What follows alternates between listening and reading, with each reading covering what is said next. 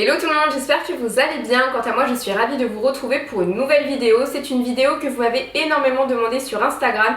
Il s'agit d'un update sur ma collection de sacs de luxe parce que c'est vrai que j'ai vendu 70% de ma collection. Donc c'est parti!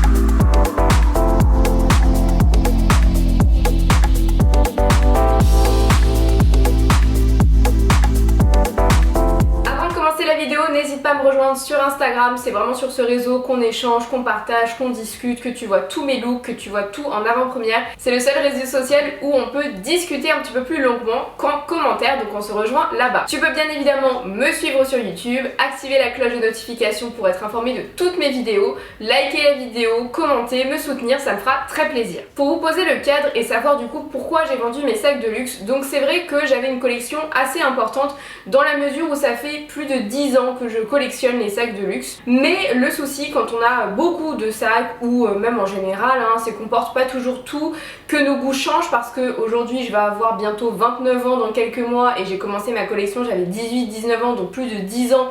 Forcément, votre style il change, vos besoins changent, donc j'avais pas mal de sacs que je regardais sentimentalement mais que je mettais pas forcément. Du coup, je vous ferai une vidéo plus complète pour vous expliquer exactement les raisons, quels sont les sacs que j'ai vendus parce qu'effectivement je vous ai fait deux vidéos, je vends mes sacs de luxe mais entre temps j'ai mis pas mal de sacs en vente et je vous ai pas tout présenté sous forme de vidéo.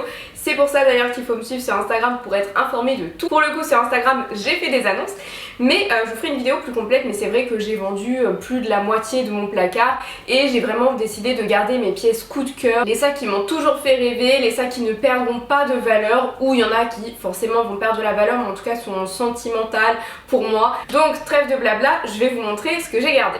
On commence avec le Chiquito moyen Jacquemus, donc je vous ai déjà fait une revue sur les sacs Jacquemus, donc il y a celui-ci que j'ai gardé et le boîte à gâteau que je vous montrerai tout à l'heure, mais celui-ci c'est le sac que je porte tous les jours et c'est vrai que je vous avais dit qu'au moment de l'achat j'ai fait un unboxing qui est disponible sur YouTube également. J'avais été un petit peu déçue parce que le sac était arrivé abîmé, mais après réparation, très sincèrement c'est pas un sac qui s'abîme facilement, c'est un cuir lisse donc il est sensible aux griffures mais je le trouve pratique, on peut mettre plein de choses à l'intérieur. Il est graphique, il est beau, il est à la taille parfaite et vraiment je l'aime beaucoup. En plus il a un style vraiment original. Donc ça a été un très bon investissement et vu que c'est le sac que je porte tous les jours et dont je ne me lasse pas depuis maintenant quasiment un an, je l'ai bien évidemment gardé. Donc ce sac là est à 525 €. Je pense que les prix vont augmenter parce que Jacquemus est une marque qui ne cesse de grimper, mais je suis très contente de ce sac là et du boîte à gâteau que je vais vous présenter tout à l'heure. Autre sac que j'ai décidé de garder, c'est le Serpenti Forever de Bulgari. Donc c'est un sac dont j'ai rêvé pendant des années. C'est vrai que j'ai intégré un groupe de luxe il y a maintenant 4 ans et cette marque là est commercialisée et c'est vrai que Bulgari c'est pas forcément une maison que je regardais, c'est une maison qui est très connue pour sa haute joaillerie mais c'était pas forcément une maison qui me faisait rêver moi personnellement. Et j'ai découvert donc le Serpenti Forever qui est le modèle iconique et l'unique modèle qui est commercialisé. Il est à chaque fois réédité dans des matières différentes, des couleurs, des styles. Vraiment il y a un panel très très large. Ce sont des sacs qui sont assez onéreux, même très onéreux puisque en entrée de gamme de mémoire il est à 1400 € et celui-ci par exemple est à 2700 €. Donc c'est un sac qui coûte très cher, c'est un sac qui est un vrai bijou puisque par exemple la bandoulière est en laiton plaqué or, ici vous avez des pierres onyx. Vu que c'est une maison de haute joaillerie, le sac est un véritable bijou avec un vrai savoir-faire. Là on voit qu'il y a des chaînes en plaqué or qui sont entrelacées avec le cuir et c'est juste magnifique. C'est également le cas derrière, donc c'est un très beau sac. C'est un sac que je me suis acheté lors d'une vente privée, donc je ne l'ai pas du tout payé 2700 €, heureusement, de toute façon sinon je me le serais jamais acheté. Il était évident que je n'allais pas le vendre, sachant que ça faisait 4 ans que j'en parlais à tous mes collègues, que je disais que ce sac là je le trouve magnifique, etc. etc. Donc voilà, j'ai décidé de le garder. Après je vous cache pas que c'est pas un sac que je porte tous les jours, c'est pas un sac que je porte régulièrement, vu que c'est un véritable bijou. Je le mets surtout quand il y a, quand il y aura des réceptions, des fêtes, mais c'est un sac voilà, que je mettrai plutôt pour les grandes occasions et la qualité est très très bien, mais je vous invite à regarder l'unboxing plus complet. Autre sac bien évidemment j'allais garder, c'est le Nano Noé de Louis Vuitton. Donc je vous ai fait l'unboxing il y a quelques semaines. C'est un sac que j'adore, c'est un sac que je voulais depuis sa sortie Au mois de juillet 2015, il m'a tout de suite fait de l'œil. Les sacs mini Louis Vuitton que vous allez voir tout à l'heure, c'est un vrai coup de cœur, j'adore ça, je trouve ça très joli, ça va avec n'importe quelle tenue, que ce soit une tenue chic, que ce soit une tenue casual, et j'adore le monogrammé, surtout dans cette forme plus restreinte que l'on ne voit pas partout. Les mini sacs on les voit pas partout, en tout cas chez Louis Vuitton. C'est un modèle qui est sold out, en tout cas très contente de l'avoir eu en seconde main. Le cuir étant déjà patiné, c'est un très joli sac et celui-ci je le garderai à vie. Autre sac que j'ai acheté lors de la vente privée, c'est une pochette monogrammée de la maison Fendi. Et ce que j'avais adoré, c'est que vous avez la pochette 26 Louis Vuitton qui est très souvent sold out, qui est à 390 €, qui est très jolie mais très vue, et je trouvais que celle-ci elle reprenait bien cet esprit là, parce que de toute façon les maisons se copient entre elles, donc c'est clairement une inspiration Louis Vuitton, mais version Fendi. Et j'ai déjà une ceinture qui est monogrammée avec le F de Fendi que je trouve très jolie. En plus là on est sur un marron, un camaïeu marron qui est plus foncé, vous avez les bandes jaunes fluo qui apportent une touche de peps et une touche de modernité, et qui est très jolie. À la base cette pochette, alors je sais plus le prix, j'hésite toujours entre 720 € et 815 €, je sais pas pourquoi j'ai retenu ces deux chiffres là, mais en vente privée c'est remisé. C'est pas une pochette que forcément je vais vous recommander, je vous en ai déjà parlé dans un unboxing, en tout cas dans un haul, c'est que ça se tache ici et ça fait des vilaines traces, ça fait assez sale. Donc pour le coup, je sais que la Louis Vuitton ne s'abîme pas, mais celle-ci qui est pourtant plus chère parce que c'est le double du prix, sachant qu'à la base les pièces Fendi sont d'excellente qualité, donc là c'est une mauvaise surprise mais ça peut arriver.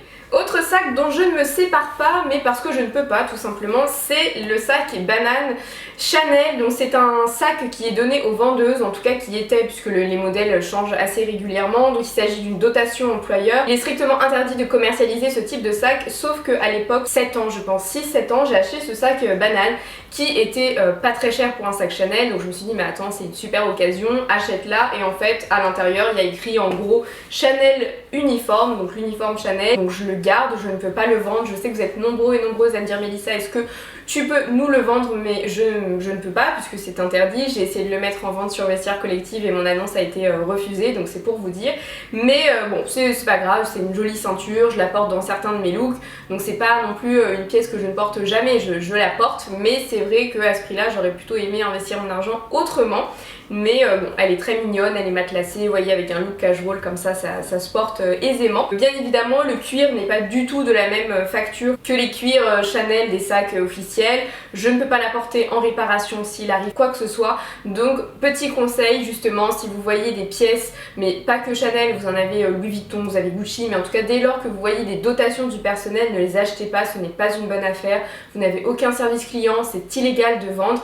Idem pour les VIP gift, en fait vous avez certaines maisons de luxe qui offrent à des VIP, à des clients VIP ou plus généralement également des célébrités, ils vont offrir des sacs ou des pièces ou des accessoires. Donc pareil, ils ne sont pas authentifiés, ils ne sont pas censés être emmenés en réparation, les matières ne sont pas nobles, ce sont vraiment des matières, c'est pour un petit cadeau en fait, c'est vraiment pour marquer le coup. Donc pareil, si vous voyez VIP gift, vous en avez beaucoup des VIP gift sur Vestiaire Collective, ne les achetez pas, ce n'est pas du tout une bonne affaire. C'est vrai que Vestiaire Collective, contrairement aux dotations, accepte les VIP gift, mais vous allez avoir le même problème que j'ai, pas de réparation, pas les mêmes matières, c'est pas quelque chose qui va tenir dans le temps, c'est pas quelque chose que vous allez forcément pouvoir revendre, vous allez plutôt perdre votre argent qu'autre chose. Autre sac que j'ai bien évidemment gardé, c'est le saddlebag vintage année 2009 de chez Dior en monogrammé qui est donc bleu marine et blanc. La couleur a pas mal passé parce que c'est un sac qui a plus de 10 ans maintenant et que j'ai acheté il me semble en 2017, je crois 2016-2017, donc il remonte. Donc je l'ai acheté 200 €, donc c'est vraiment rien du tout, sachant qu'aujourd'hui ces sacs là sont revendus à 500-600 € facile, sachant qu'en plus il y a une vraie tendance des années 2000, un retour aux années 2000, donc ces sacs là prennent de la valeur. Un petit exemple, j'ai vendu un sac baguette Dior avec écrit le D, le I, le O et le R, donc le trotter bag que vous m'avez beaucoup demandé, je l'ai vendu et ce sac là je l'avais acheté oui, je l'avais acheté proche des 300 € et je l'ai vendu 650 ou 700, je crois 650 de mémoire. Donc vous voyez, j'ai vendu le double de ce que je l'avais acheté, donc ça prend de la valeur. Mais celui-ci, je ne peux pas m'en séparer, il est tout mignon, je le mets en été avec des sandales, c'est un sac iconique en plus qui revient, donc je le garde. Autre sac que j'adore, c'est cette pochette Loulou. Donc j'ai changé la anse, hein, ce n'est pas du tout la bandoulière d'origine. La bandoulière d'origine est dans le sac et moi je préfère la touche rock avec les grosses chaînes, donc c'est une bandoulière Lancaster et ce que j'adore c'est cette couleur lit vin, cette couleur bordeaux qui est très chic. Et vraiment voilà, vous la portez avec plein de tenues, vous pouvez même la porter sans bandoulière. Elle est très mignonne, vous avez pas mal de rangements, bah, vous voyez il y a tous mes papiers à l'intérieur. Elle est pratique, elle est grande et c'est de très bonne qualité. Vous me demandez souvent des retours pour les sacs Saint-Laurent et les sacs Saint-Laurent tiennent très bien. Il y a uniquement la pochette monogramme en cuir grainé qui est petite, qui est aux alentours de 800 € et 1000, ça dépend de la taille, qui celle-ci peut facilement s'abîmer au niveau des coins externes du sac, donc faites attention. Mais hormis cette pochette là, les sacs Saint-Laurent tiennent très bien la route. Ce sont également des sacs qui ont beaucoup d'iconiques. De toute façon je vous ai fait une vidéo où je choisis un sac iconique par maison et je vous ai fait plusieurs épisodes, mais c'est une maison qui a 6-7 sacs iconiques qui ne se démodent pas et qui sont chaque année ressortis, dont le loulou qui existe en forme, en taille différente, et celui-ci je l'adore, je l'ai acheté en seconde main à un très bon prix parce que justement les sacs Saint-Laurent prennent de la valeur et sont difficiles à avoir à moins de 500-600 €, sauf si ce sont des modèles très vintage. Autre sac que je garde, c'est un Off-White. Donc je sais que c'est pas une maison hyper célèbre, en tout cas au même titre que Dior, Chanel. Donc maintenant en plus Virgil Abloh est chez Louis Vuitton. D'ailleurs il fait des merveilles chez Louis Vuitton je trouve. Mais sa marque j'aime beaucoup. J'aime bien le concept, c'est très streetwear, c'est très minimaliste.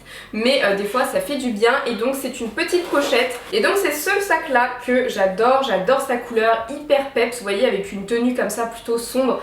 Ça rehausse tout de suite un look. J'aime bien le logo avec les flèches parce que pareil c'est pas un logo, alors oui je pense que les nouvelles générations connaissent très bien ce logo, mais c'est pas tout de suite un logo qui est clairement identifié, on le reconnaît pas tout de suite et ça j'aime bien. Vous avez une pochette derrière, il est hyper pratique, il est grand, il est souple. Vous avez donc une bandoulière, vous avez un petit peu comme Chanel le système de rabat avec la double poche. Ici vous avez également du rangement. En plus l'intérieur est en cuir de la même matière, donc de la même qualité que l'extérieur mais en rouge lit vin, un petit peu comme le Saint-Laurent que je vous ai présenté précédemment, donc c'est de la très bonne qualité et vraiment j'ai rien à redire sur ce sac là, il est très beau, donc c'est une marque que je peux clairement vous conseiller en tout cas pour les sacs en termes de qualité et j'adore sa forme, sa taille, sa couleur. C'est un sac dont je ne me lasse pas, donc vous voyez il n'y a pas forcément que des pièces iconiques que je vais garder. Autre sac Louis Vuitton que je garde, que j'adore, c'est donc le Nano Speedy, enfin c'est le Mini HL mais qui n'existe plus aujourd'hui, c'est le Mini Speedy. Le Nano HL, donc c'est celui-ci, il est très beau, il a été très peu porté puisque les cuirs sont pas encore pleinement patinés et la dame le vendait sur vide dressing parce qu'elle ne le portait pas dans la mesure où il était trop petit, mais pour moi il est parfait. C'est vraiment la taille où je mets tout, je mets mon porte-carte, mes pièces d'identité, mon téléphone, enfin il y a tout qui rentre. Après en termes de téléphone, moi j'ai pas les gros téléphones, j'aime bien la taille avant, donc si vous avez par exemple les iPhone X ou autres, je suis pas sûre que ça rentre, mais je l'aime beaucoup, il est très mignon et je trouve que la gamme mini Louis Vuitton elle est pas vue et revue et elle apporte cette petite touche de modernité. C'est un sac coup de cœur dont je ne me séparerai pas, je l'adore. Autre sac que j'adore, donc c'est un sac Chanel, j'ai gardé la boîte, donc c'est pas la boîte d'origine, c'est la boîte qui appartient à la banane, mais je préfère mettre ce sac là à l'intérieur. Donc il y avait le sac anti-poussière, il y avait également une lettre, puisque c'est un sac qui a été certifié par Vide Dressing à l'époque. Donc moi je l'ai pas acheté sur Vide Dressing, je l'ai acheté sur Vinted, c'était il y a pas mal d'années, ça remonte maintenant. C'était à l'époque où on pouvait faire de très bonnes affaires sur Vinted, sur des sacs Chanel authentiques. Et donc c'est ce sac là que j'ai acheté 400 € et qui date des années 80. Donc c'est un modèle vintage qui est donc matelassé, mais c'est pas le matelassage iconique de la maison. Mais c'est un très beau sac et qui a du vécu, c'est un sac vraiment vintage. Tous les détails sont en plaqué or puisque les sacs vintage avant 2009 les détails sont en plaqué or, aujourd'hui non, c'est un alliage en métal. Et ce qui a fait que j'ai pu le négocier à 400 €, c'est tout simplement parce qu'en fait il a été recoloré, il a été teinté mais pas du tout par un maroquinier qui est homologué par Chanel, c'est pas du tout un spa, ça a été fait grossièrement et plutôt très mal fait, donc en gros ça se voit pas du tout là quand le sac est comme ça, à l'intérieur non plus, mais c'est surtout ici parce qu'en fait la personne quand elle a repeint le sac, elle n'a pas enlevé les détails métalliques et pourtant c'est le B à bas en fait. On enlève tout, même ici on enlève les chaînes, on retire tout pour pouvoir le repeindre. En tout cas ça se passe comme ça dans les spas et là ça n'a pas été fait, donc on voit des détails de peinture à l'intérieur, mais bon, faut vraiment regarder de très près et personne ne regarde l'intérieur du C. Mais ce qui fait qu'aujourd'hui si je le revends, eh bien je perdrai un petit peu d'argent, c'est-à-dire que je le revendrai pas à 400 €. Aujourd'hui c'est un sac qui vaut 2008 € sur certains sites vintage, donc le prix augmente nettement. Mais vu qu'il n'a pas été fait dans un spa Chanel, eh bien je pourrais pas le revendre à 2400 €, mais peut-être à 1008 ou 1009. Mais dans la mesure où je l'ai acheté 400 €, ce serait un très bon investissement. Maintenant c'est pas du tout un sac que je souhaite revendre, donc il n'y a pas de problématique. Mais il est vrai que faites vraiment attention à l'endroit où vous faites vos réparations parce que le sac peut perdre de sa valeur, il peut perdre parfois même de son authenticité. Là quand je suis allée en boutique Chanel, il n'y a aucun souci, ce sont des sacs vintage qui ne sont pas contrefaits, donc il n'y a pas de risque. Je n'ai pas perdu l'authenticité, mais faites quand même attention parce que vous pouvez perdre en tout cas de l'argent. Mais ce sac là je l'aime beaucoup. Déjà c'est le seul sac avec la boîte à gâteaux, c'est le seul sac blanc que j'aime, et là c'est un blanc crème. Très chic, c'est un sac iconique, c'est un sac qui prend de la valeur et j'adore sa forme vintage et sa couleur, il est vraiment très beau. Autre sac iconique que j'adore, c'est d'ailleurs je pense que mes sacs préférés, ouais non ce serait compliqué de dire mes sacs préférés parce qu'en fait je vous en donnerai pas un, je vous en donnerai 10. Mais en gros mes sacs préférés, mes 4 sacs préférés, donc le Chanel que je viens de vous présenter, ce sont les 2 mini Louis Vuitton et c'est celui-ci évidemment en 4e, c'est un Lady Dior. En plus il est dans sa taille que j'aime bien, c'est la taille mini. En tissu, faites attention quand vous achetez des sacs en tissu Dior, c'est qu'en fait le tissu à un moment donné devient poisseux, devient collant. Donc moi je le lave régulièrement, enfin régulièrement, faut pas non plus exagérer parce que ça peut vite s'abîmer, mais pour qu'il perde son côté poisseux, il vaut mieux tout de même acheter ce type de sac en cuir. Et je pense qu'un jour, le jour où j'aurai les moyens, je prendrai le mini Lady Dior mais en cuir, parce que effectivement là en tissu il a tendance à devenir poisseux. C'est le bémol de ce sac là.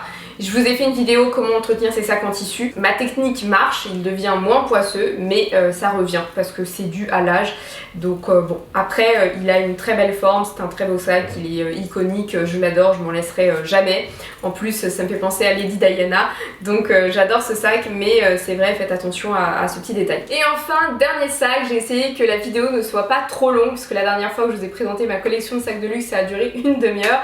Mais le dernier sac, c'est le boîte à gâteaux de Jacquemus, donc pareil, j'ai gardé évidemment la anse et le sac anti-poussière, mais je préfère le porter comme ça. C'est plutôt un sac d'été, donc c'est un sac blanc qui tient plutôt bien. Le blanc, vous voyez, n'est pas forcément salissant. Après ça dépend si vous êtes soigneuse ou pas. C'est un sac en plus qui n'est pas commercialisé en ce moment, peut-être qu'il va revenir, peut-être pas.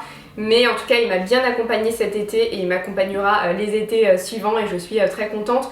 Donc celui-ci m'a coûté 495 €. Ce sont des sacs qui sont plus accessibles et qui tiennent la route et qui sont très beaux. Vous voyez, le sac est toujours en parfait état, très blanc, et pourtant je l'ai amené dans les champs, je l'ai emmené à la plage, je l'ai emmené un peu partout avec moi et il n'a pas bougé et je l'aime beaucoup. Donc voilà pour l'update de ma collection de sacs de luxe. Je vous ferai une vidéo pour vous expliquer du coup quel sac j'ai vendu et pourquoi et comment, etc. Donc je vous dirai tout ça dans une prochaine vidéo. N'hésite pas à me dire en commentaire quel sac tu as préféré. Moi c'est toujours compliqué de faire un choix. J'aime tous mes sacs, c'est un petit peu mes trésors, c'est toujours un peu compliqué. D'ailleurs quand j'en ai vendu certains, j'avais un vrai passement au cœur.